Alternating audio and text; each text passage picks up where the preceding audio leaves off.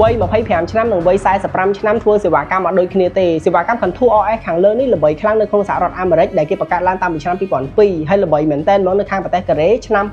2012សេវាកម្មខាងលើមួយនេះគឺមិនមែនជាប្រភេទពួក stone ណាពួកថ្មទេគេបង្កើតនេះជា electronic តែម្ដងអ្នកទាំងអស់គ្នាដែលឃើញប្រភេទពួកម៉ាស៊ីនតូចដែលគេសាក់ថ្មដាក់នៅលើមុខឲ្យញាក់ដើម្បីទាញសរសៃ dermis នៅខាងក្រោមស្បែករបស់យើងទទួលបានផលប្រសិទ្ធភាពខ្ពស់ណាអានេះគឺដូចគ្នាដាក់នៅលើមុខគឺញាក់តែម្ដងសេវាកម្ម Contour OS នេះវ័យត្រឹម25ឆ្នាំដល់30ឆ្នាំយើងធ្វើត្រឹមតែ60នាទីទេចប់រួចរាល់ហើយតែបើសិនជាវ័យលើពី30ឆ្នាំទៅ75នាទីដែលសារតែអាយុកាលរបស់យើងក៏ដូចជាស្បែករបស់យើងគឺអត់ដូចគ្នាទេផ្ទៃមុខរបស់យើងគ្រប់គ្នាទាំងអស់គឺមាន collagen គ្រាន់តែវ័យយើងកាន់តែច្រើន collagen កាន់តែខ្សោយបន្ទាប់ elastin នៅខាងក្រោមស្បែករបស់យើងក៏ចាប់ផ្ដើមខ្សោយដែរម៉ាស៊ីនដែលយើងផ្ដល់ជូនអ្នកទាំងអស់គ្នាវាមានរំញោចដល់ស្ទាប់ខាងក្នុងដែលយើងហៅថា ultra sound ណាការ massage ដោយម៉ាស៊ីន Contour OS នេះគឺផ្ដោតជ្រៅដល់ស្ទាប់ dermis ដែលវានៅខាងក្រោមស្បែករបស់យើងស្បែករបស់យើងមាន epidermis វាមាន dermis អញ្ចឹងសេវាកម្មខាងលើនេះគឺផ្ដោតជ្រៅដល់ស្ទាប់ខាងក្នុងពេលដែលចាប់ផ្ដើមចប់មួយកញ្ចប់សេវាកម្មខាងលើនេះហើយការប្រើ skin care របស់យើងល្បីលំដាប់ល្អហ្នឹងវានឹងបានផលខ្ពស់ខ្លាំងមែនទែនសេវាកម្មខាងលើក៏រាប់បញ្ចូលជាមួយនឹងការបាត់ដក់ភ្នែកដូចគ្នា elastin នៅខាងក្រោមស្បែករបស់យើងនេះពេលដែលចាប់ផ្ដើមធ្វើការយូរម៉ោងពេកវាចាប់ផ្ដើមឲ្យមុខរបស់យើងគឺខ្មៅដក់ក្រោមភ្នែកហើយ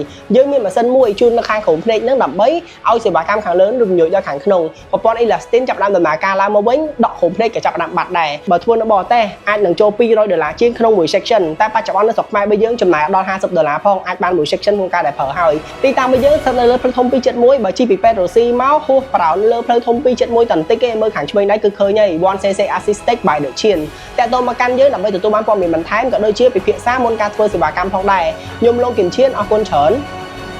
បាយបាយ